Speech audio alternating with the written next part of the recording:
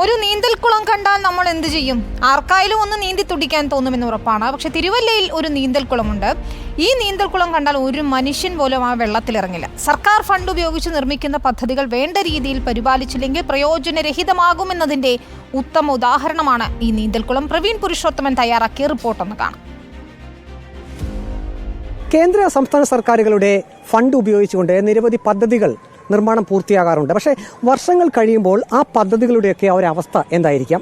ഞാനിപ്പോൾ നിൽക്കുന്നത് പത്തനംതിട്ട തിരുവല്ലയിലാണ്. ഇവിടെ 13 വർഷങ്ങൾക്ക് മുമ്പ് ദേശീയ ഗെയിംസിൻ്റെ ഭാഗമായി കുട്ടികൾക്ക് പരിശീലിക്കുന്നതിനായി ഒരു നീന്തൽക്കുളം ഇവിടെ നിർമ്മിച്ചിരുന്നു. ആ നീന്തൽക്കുളത്തിൻ്റെ ഇപ്പോഴത്തെ അവസ്ഥ ഒന്ന് കാണുക. ഈ നീന്തൽക്കുളം ഇപ്പോൾ കൂത്താടികളുടെ ഒരു കേന്ദ്രം എന്ന് തന്നെ പറയാം. ഈ കാണുന്നത് മഴവെള്ളമാണ്, അത് കെട്ടിക്കിടക്കുകയാണ്.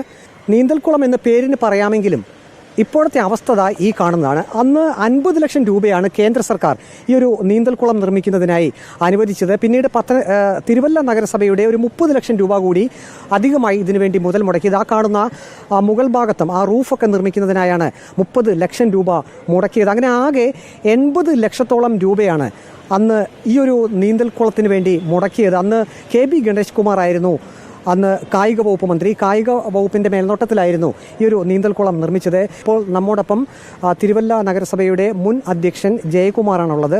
സർ, ഇത് യഥാർത്ഥത്തിൽ എന്താണ് ഇതിന് പറ്റിയത്? ഇപ്പോൾ ഇതിൻ്റെ ഒരു അവസ്ഥ എന്താണ്? തിരുവല്ല നഗരസഭ വളരെയധികം സന്തോഷപൂർവ്വം ഇതിന് സ്ഥലം വിട്ടുകൊടുക്കുകയും തിരുവല്ല പബ്ലിക് സ്റ്റേഡിയത്തിനോട് സമീപം, കുട്ടികളുടെ പാർക്കിനോട് സമീപം ഒരു നീന്തൽക്കുളം പണിത് കഴിഞ്ഞാൽ കുട്ടികൾക്ക് വളരെയധികം ഉപകാരപ്രദമാകുമെന്നുള്ള ഒരു വലിയ ഉദ്ദേശത്തോടു കൂടിയാണ് ഇത് നിർമ്മാണ പ്രവർത്തനങ്ങളേറ്റ്. അതിന് 50 ലക്ഷം രൂപ ആണ് ആദ്യത്തെ നിർമ്മാണ ചെലവ്. അത് പണിത് കഴിഞ്ഞിരിക്കുകയാണ്.